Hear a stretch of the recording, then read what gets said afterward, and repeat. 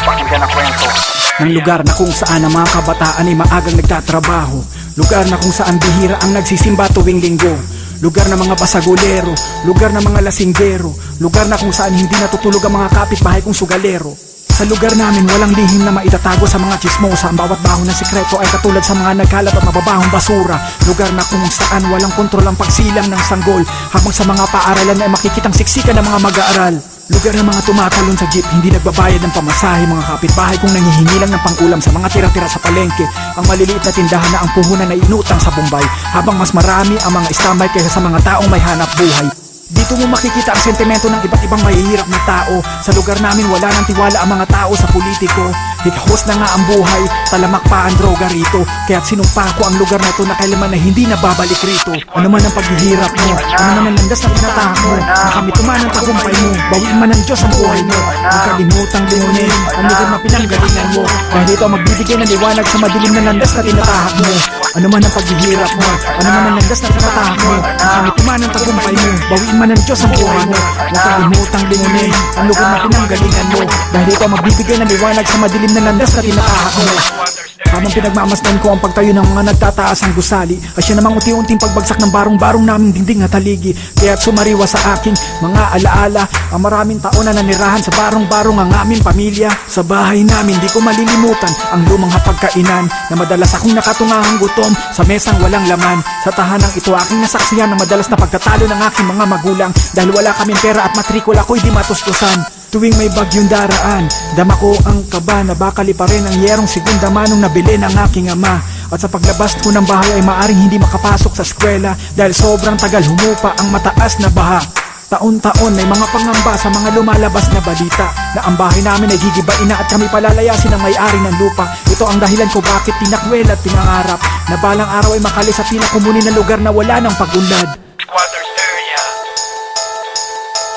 Squatters area. Ano man ang paghihirap mo, ano man ang landas na tinatahak mo, nakamit man ang tagumpay mo, bawiin man ng Diyos ang buhay mo. Huwag kalimutang limunin ang lugar na pinanggalingan mo, dahil ito ang magbibigay ng liwanag sa madilim na landas na tinatahak mo. Ano man ang paghihirap mo, ano man ang landas na tinatahak mo, nakamit man ang tagumpay mo, bawiin man ng Diyos ang buhay mo. Huwag kalimutang limunin ang lugar na pinanggalingan mo, dahil ito ang magbibigay ng liwanag sa madilim na landas na tinatahak mo.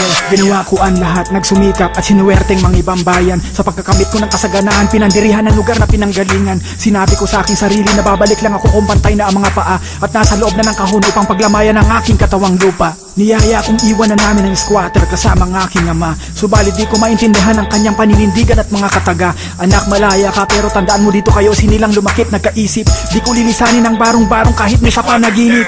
Muli akong lumisan, dala ang kanyang mga katagang sinabi. Lumayo ng mahabang panahon, hinanap ang aking sarili. Tinahak ang daang walang katapusan habang di ko alam ang tunay na nais at kanino dapat ialay ang bunga ng lahat ng aking pagtitiis. Anong silbi ng karangyaan kung ako naman ay mag-isa? Sa layo ng mga narating ko, sa dami na nakasama, tunay ba sila magpapahalaga? Sa mga labi ko pag ako'y binawian ng buhay sa bayan ng Banyaga, ay matutulad sa isang pusang tinapon na nasagasaan sa gitna ng kalsada. Tama ang aking ama. Squatters area. Tama ang sinabi ng isang kuya. Kaya hindi ko malaman kung saan talaga patungo ang aking sarili. Babalik ako sa aking lugar na pinanggalingan upang itama ang aking pagkakamali. Sa muling pagtapak ng aking mga paa, luha ng kaligayahan at matamis na ngiti. Ano man ang paghihirap mo, ano man ang landas na tinatahak mo, makamit man ang tagumpay mo, bawiin man ng Diyos ang buhay mo. Huwag kalimutang limunin ang lugar na pinanggalingan mo, dahil ito ang magbibigay ng liwanag sa madilim na landas na tinatahak mo. Ano man ang paghihirap mo, ano man ang landas na tinatahak mo, makamit man ang tagumpay mo, bawiin man ng Diyos ang buhay mo. Huwag kalimutang limunin ang lugar na pinanggalingan mo, dahil ito ang magbibigay ng liwanag sa madilim na landas na tinatahak mo.